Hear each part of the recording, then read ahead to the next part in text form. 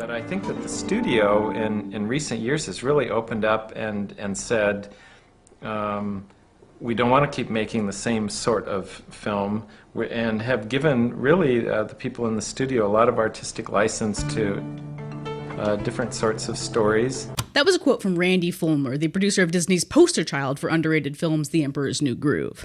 It really is very demanding to find something that you feel is universally appealing and yet is really authentic, and hopefully different than the other characters that we've been doing. And out of the 3 films that the animation department released in the year 2000, The Emperor's New Groove is both the strangest in form and the smallest in scope.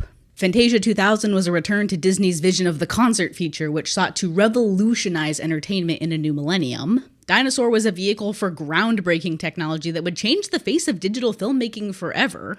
And The Emperor's New Groove is a slapstick comedy about a snotty rich kid who gets turned into a llama. What? A llama? He's supposed to be dead! It also has a massive cult following and is considered one of the most underrated Disney films of all time. Ha! Boom, baby! I know this anecdotally, of course, by word of mouth. It would be nearly impossible to quantify something as intangible as being underrated. But if you've had your finger on the pulse of the internet any time in the last 20 years, I'm sure that you have seen plenty of these memes. And I bet you would be hard-pressed to find someone, at least around my age, who would proclaim to actively dislike this film. And I think that the underground popularity of this film is a testament to how unique it feels in the Disney catalog. It directly benefits from that freedom that Fulmer described.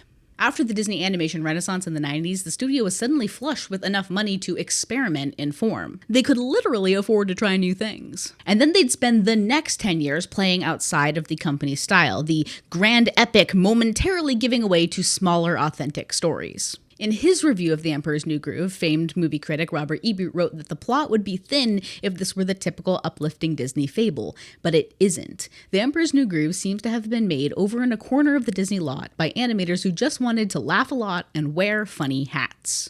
And that's the creation story that audiences ultimately fell in love with, but it's not exactly the truth, or at least not all of it. This isn't just a story about the little movie that could, triumphing out of a studio that believed in innovation and new ideas. The Emperor's New Groove is the product of 1,000 studio notes bundled together in a trench coat and then pushed out on stage. There was hardly any company confidence that this movie would succeed at all. And frankly, it is a miracle that the writing still feels so fresh and timeless given how many times the story was completely overhauled. The Emperor's New Groove is a fantastic example of how these smaller 2000s Disney projects could flourish given the room to experiment with artistic license. But it was never supposed to be their first attempt. Oh, come on, make up your mind. Okay. On second thought, make my potatoes a salad. Okay, so I am far from the first person who has decided to cover the bizarre origins of The Emperor's New Groove. But I also think that they are vital for understanding how this movie's production fits into the larger company narrative at the time. So I will attempt to be as concise as possible and lay out the main players here. And if you are interested in further exploring some of the nightmares that plagued this production, I highly recommend watching The Sweatbox, which is the most ominous title for a behind-the-scenes documentary ever. But that is where most of the information in this part of the video is sourced from. Anyway, the story begins with a man named Roger Allers, who you may know because he co-directed The Lion King. Allers has the idea to write another big Disney Renaissance-style epic set in the Incan Empire of South America. He calls this film Kingdom of the Sun and successfully pitches it to the company. The animation department at the time was run by Thomas Schumacher and Peter Schneider. Remember these guys, all right? Kingdom of the Sun had the scale of a typical Disney fable and included a few key plot elements. It was a Prince and the Pauper narrative, someone got turned into a llama, and Yzma was even more of a classical campy villain. The film followed Pacha, a young llama herder voiced by Owen Wilson, who would soon discover that he looks nearly identical to the arrogant Prince Monko, voiced by David Spade. Wait. Listen to this. One me would do the things I don't want to do, while the other me is having fun.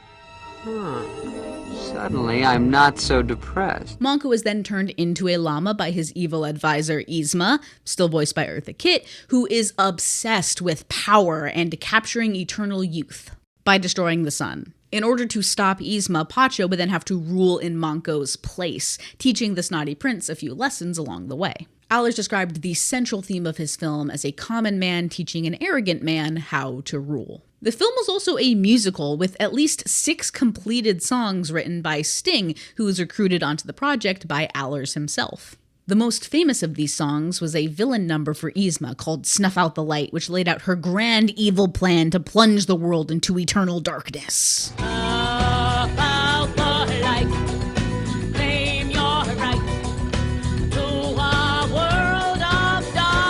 A couple years into the production, Thomas Schumacher brought on Mark Dindal to be Allers' co-director, which was not unusual to have 2 directors for a film. It still really isn't for animation. And the film was being produced by Randy Fulmer, our friend with the quote from the beginning of the video. Okay, got it so far? You got all that, honey? 3 Lakers wearing pants, plate of hot air, basket of grandma's breakfast, and change the bull to a gill. Got it. We have a big Disney musical with an almost complete soundtrack headed by a small creative team with a clear artistic vision. And then there was the first test screening. One director described this, Rob Minkoff, who worked with Roger on Lion King, said screening the movies like this is having someone chop your hands off and pull your pants down in front of a crowd, and you stand there with stumps bleeding, incapable of pulling your pants back up, and that was the experience of screening one of these movies. Allers, Dindal, and Fulmer presented the first rough cut of the film to Schumacher and Schneider, and the result was disastrous. From the studio's perspective, the movie didn't work at all, and despite having a decent soundtrack, the plot needed to be completely overhauled. For me, so much of the movie isn't working. I just don't know who I'm supposed to care about, what I'm watching. The pace seems really, really wacky. Well, you know, it's kind of like being rolled over with a steamroller, and then you get up sort of paper thin and try to blow yourself back out into proportion where you can work again. If they wanted to continue working on this idea, almost everything they had created needed to be scrapped and rebuilt from the very beginning, with just a year and a half left in production. We haven't killed people. It's not as though we may have devastated them for the moment. Reeling from this news, the creative team had to shut down production in order to decide what to do next. There were company rumors of at least 6 different outlines being discussed behind closed doors, each completely different from both the original and each other. I heard one of them doesn't even take place in Peru. It could be Jamaica or something, I don't know. And gotta add, different movie altogether. Right. You're gonna have to add dreadlocks to Pacha. But ultimately, a story writer named Chris Williams pitched a simplified version of the original plot that still included the llama transformation and the arrogant prince. This outline completely scrapped the Prince and the Pauper storyline, most of Yzma's motivations, and a love interest that I didn't even mention earlier. But the biggest casualty was Sting's soundtrack, which had to be completely trashed because none of his plot-heavy songs fit into the context of the new film. Nevertheless, with no time to tarry, the production pressed on reinventing the film. However, this was just not the epic that the story's original creator had dreamed of. It was too small, too different. Devastated by the studio's feedback, Roger Allers just couldn't get behind the new direction that his team was taking the movie and decided to leave the project entirely, making Mark Dindal the solo director for the renamed Kingdom in the Sun. The plot was further simplified into an A story with Cusco, the arrogant prince character who was renamed, still voiced by David Spade, and Pacha, now an older father figure voiced by John Goodman. And a B plot with Yzma and Kronk, a new henchman character who was voiced by Patrick Warburton, possibly the world's most famous himbo. Should have seen that coming. Writing further narrowed in scope and focused more on comedic beats for the film's remaining characters, a fact that disgruntled Sting immensely. But it wasn't until he had seen the film's ending that Sting actually threatened to leave the project himself, all over a water slide. He wrote an angry letter declaring, "Gentlemen, when you've reached genuine human values, you don't need an amusement park or a water slide. I've been aware for a while now that my vision of the world and Disney's may be at odds. I can only be candid that there is something intrinsically faulty with this film, and I find it very difficult to continue working on something that goes against my beliefs. I offer my views humbly, and I look forward to your response." Sincerely, me. All because Cusco chooses to relocate his water slide instead of learning that he doesn't need a personal theme park to be happy. Little bit semantic if you ask me. Anyway, Sting ends up writing 2 songs in the final film, one of which ended up getting him nominated for an Oscar, so go figure. There are a couple more test screenings for Schumacher and Schneider, each with more helpful feedback for the production team. which included firing the score's composer and replacing him with John Debney just a few months before the film's release. I never felt like I was writing bad music, so I don't feel terrible about it at all. I mean, I feel almost worse for Randy and Mark, who now have to be scurrying more at the last minute, starting from scratch with someone. The movie was also renamed The Emperor's New Groove after the fairy tale The Emperor's New Clothes, which had nothing to do with the plot. So, even completely reinvented and staggering across the finish line with just a smattering of its original creative team and vision, the film did finally premiere on December 15th, 2000, where it did just okay. Oh, right. The poison for Cusco. The poison chosen specially to kill Cusco. Cusco's poison. Fat poison? Yes, fat poison. With a production budget of $100 million, the film made back $89 domestically and $169 globally. It opened in an almost 3,000 theater-wide release and made $9.8 million over its opening weekend. It only grew in popularity over the year's end and had its highest earning day on January 1st, 2001, where it earned $3.3 million, a 78.9% increase compared to opening day. So, by most accounts, The Emperor's New Groove did not epically flop at the box office, but it was also only the 25th most popular film of the year. I don't quite know why this film fell out of mainstream consciousness the way that Renaissance films became cultural touchstones, but this was Disney's third animated feature of the year. It was also a much smaller production with only a few A-list celebrity voice stars, and even fewer songs, which had long since become a staple of the Disney experience. And it shared a holiday release with How the Grinch Stole Christmas, which ended up being the 6th highest grossing film of the year. As Robert Welkos wrote in his LA Times review of the film, with a puzzling title, an unfamiliar storyline, a vague sense of locale, an unlikable lead character, and an arch-villainess who can't even begin to compare with the frightening apple-bearing witch in Snow White and the Seven Dwarfs, the question becomes whether Disney is too far off its usual animated groove. But more than anything, I think the final nail in the coffin here was Disney's complete lack of confidence. In fact, more fourth quarter marketing budget went towards promoting 102 Dalmatians, which was released on Thanksgiving. Surprise! Again, according to Welkos, it didn't help that the marketing that did exist had only odd messages such as Llama Llama Ding Dong and nuttier than a holiday fruitcake. So overall, despite overcoming all odds and actually reaching its theater-wide release, The Emperor's New Groove was nearly assassinated by its own company. And the cult following that would develop over the next 20 years was kind of a lucky break. But part of the movie's downfall, the fact that it was a small, gag-focused comedy, is also one of its greatest strengths. And the number one reason that it has garnered so many fans over the years is that the movie is funny. The script is hilarious and different, unconventional, and new. Well, you got me. By all accounts, it doesn't make sense. Oh well, back to business. My favorite gag in the movie is when Yzma and Pacha are racing back towards the palace against Yzma and Kronk, and they see their progress drawn out on a map. Except the characters can too, and they just shrug it off and keep running. And this single joke is absolutely enigmatic of the entire film's sense of humor, self-aware, irreverent, and pressing the bounds of diegesis. Whoops, did I use a film term without context? My bad. Diegesis is a fancy film term for what is real in a movie scene. For instance, some sounds are meant to be heard by the characters. These are considered diegetic, like Cusco splashing down in his immoral water slide. But Tom Jones singing over the top, that's obviously just meant for the audience to enjoy, because clearly it's not happening in the... Oh, wait a second, wait, what? Okay, what about narration? What is he babbling about? He's like the thing that wouldn't shut up. And that's a classic example of non-diegetic sound, because obviously the movie characters can't hear what the narrator is saying. Give it a rest up there, will you? Wait, shucks! I'm just telling him what happened. Who are you kidding, pal? All right, what about theme music? Because that can't possibly be actually happening in the... Are you kidding me? Oh, he's doing his own theme music?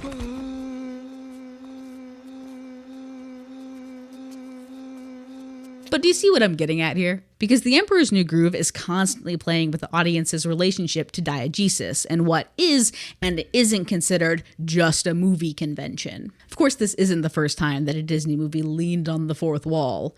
or outright broke it. But this type of comedy wasn't a hallmark of the epic fables Disney had rebuilt its brand around for the last 10 years. Mufasa didn't wink at the camera before he died, and Pocahontas didn't run off a cliff like Wile E. Coyote. I mean, she did run off a cliff, just not like Wile E. Coyote. Because the Renaissance films had a much more traditional structure to frame their stories. But after the extensive rewrites, The Emperor's New Groove was not as concerned with high-concept story if it could pull off a gag instead. You were saying? Later in his review, Robert Ebert wrote that he didn't know what the earlier version would have been like, but this version is a zany tonic. The movie doesn't have the technical polish of a film like Tarzan, but it is a reminder that the classic cartoon look is a beloved style of its own. Because first and foremost, this movie is proud to be a cartoon. Not that any of Disney's movies need to justify why they're being told through the medium of animation, but The Emperor's New Groove pays homage to classic cartoon rules, or rather the lack thereof. It uses our expectations of going to see a big Disney musical and then subverts them to show us slapstick gags based on the fact that we had those expectations. Because the only other films with a higher ratio of gags based on the fact you're watching a movie screen are Looney Tunes and Buster Keaton, which are both examples of media that has aged extremely well because their humor is based on the timeless tropes and conventions of cinema. So when Kronk pulls the wrong lever, or everyone just happens to miss each other in the revolving kitchen door of Mudka's Meat Hut, note that these gags still work today because they are based in the deep history of fast-paced slapstick tradition. Okay, why does she even have that lever? And yeah, speaking of fast-paced, this movie flies through its jokes. Unlike many kids' films that linger after punchlines so that audiences can let the joke fully settle, this movie leaves no time to marinate. Oh well. Back to business. It trusts the audience to pick up on quick innuendos and clever turns of phrase without a pause to even let you know that they happened. I should tell you right now, I'm kind of hard to fit. Kronk? I wear a 66 long and a 31 waist. Strangely, it's a comedy style that reminds me of the sitcom 30 Rock, a show that delivered both absurd and deadpan jokes so quickly that you couldn't quite register what they had said before they had moved on to the next one. And the police have no interest in helping me either, despite the hundreds of dollars I pay every year in taxes. This show was an earlier pioneer of the mainstream single-cam sitcoms that would allow for quick cutaways and non-sequiturs. I was part of a special task force of very young-looking cops who infiltrated high schools. How do you do, fellow kids? What? Similarly, a laugh track for The Emperor's New Groove would be virtually useless because it would result in a non-stop onslaught of canned laughter throughout the entire runtime. This speed absolutely gives the film rewatch value and a higher density of one-liners that can be clipped and quoted years later, which is one possible reason why it is so often referenced by its fans. There's so much to choose from. Let me guess, you have a great personality. So, where does that leave us? Oh yeah, it's all coming together. The Emperor's New Groove is a fantastic script with a great reputation and a severe lack of merchandising. Like many of the 2000s films, this one suffered from not obliterating at the box office. It pulled decent numbers, but not anything record-breaking. And for a company used to dominating the field, this was a disappointment. However, as an experiment, I think that it's clear that the smaller scale and focus on artistic license set a new course for Disney animation moving forward. Especially compared to the ambition of projects like Fantasia 2000 and Dinosaur, The Emperor's New Groove set a new standard for an okay performing film, which frankly was a breath of fresh air after years of movies that followed just one financially successful template. And I'm not saying that this is a better movie than whatever your favorite Renaissance film is, but I am saying that variety in catalog was needed to break the company mold. The 2000s were a period where Disney faced real pressure from competing animation studios for the first time in years. DreamWorks, Pixar, even studios like Blue Sky were carving out a place for themselves in the mainstream market, and Disney needed both innovation and flexibility to adapt. Trying new techniques, old techniques, new types of characters, smaller productions that allowed for more creative freedom were all life vests in a rising tide. And looking at the animation market today, 20 years later, I can't help but think that Disney could take some lessons from Cusco. What was the last Disney movie with a budget under $100 million? You can guess in 3, 2, 1. It was Brother Bear in 2003. Or technically it was Winnie the Pooh in 2011 with a $30 million budget, but a lot of people forget that that was a real theatrical release and not another TV movie like the rest of the franchise. The next closest was The Princess and the Frog in 2011 with a $105 million budget, and Encanto was made with a respectable $120. And yes, inflation is real. The cost of making movies goes up with time. But compare that to a movie that came out last month, The Wild Robot, which was made with only $78 million and is still one of the most visually stunning releases this year. And not just animation, and also last year too. It's more pretty than Oppenheimer. Into the Spider-Verse was made with $90 million and Nimona with only $60. Incredible movies are being made with less resources because the studios are giving their creators room to experiment and grow. The Emperor's New Groove was only allowed to stray so far from the company model because they had no confidence in its success. The studio underestimated themselves. That being said, I think most of all I've learned to be really honest and clear as early as possible, because delayed pain is exacerbated pain. This movie capped off Disney's releases in the year 2000, but it also kicked off another decade of smaller productions. And whether or not you saw it in theaters, on VHS, DVD, or Disney+, the legacy of The Emperor's New Groove has been salvaged by its fans. I like to say that this film has the reputation of being the most underrated Disney film. And I've never been corrected before. But if you are considered the best of the forgotten, doesn't that mean you were never really gone? I think The Emperor's New Groove is a hilarious, fantastic film. And only because it is so often branded as unfairly underrated do I think it's actually rated the appropriate amount after all.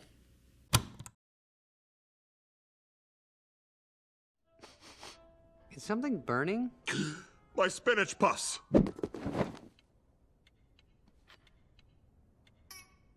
My family never actually owned a copy of The Emperor's New Groove, so I only saw it a couple times as a kid. But we did watch The Emperor's New School, a TV show where Kuzco has to go back to high school because of some fine print in his Emperor contract. K-U-Z-C-O, Kuzco, let's go! Please tell me I'm not the only one who remembers this show. Also, when did Disney stop making low-budget tie-in shows for their major releases? The Tangled show doesn't count because it was too good. Anyway, thanks for watching this video. I hope you enjoyed it, and please let me know your favorite gag in the movie. And while you're down in the comments, be sure to subscribe so you don't miss the next video in this series, or really any of our Disney content. There is a lot to choose from. You can also follow us on Twitter at Theory_Central, unless you have been turned into a cow, in which case you may be excused. And consider supporting us on Patreon, like the incredible David W., Alex Do Quinto, Byron Childs, and Nicole in Oregon, new patron. 4 patrons, we're in the big leagues now. All of whom are certified Squirrel Scouts, and I'm so proud of them. But that is all I have for you today, because I really don't have time to get into Kronk's New Groove, but yes, I know it exists. So thanks for watching. Am I just now realizing that Sting is a pretentious bleeding heart? Yeah, I'll see you later. For the last time, we did not order a giant trampoline. You know, pal, you could have told me that before I set it up.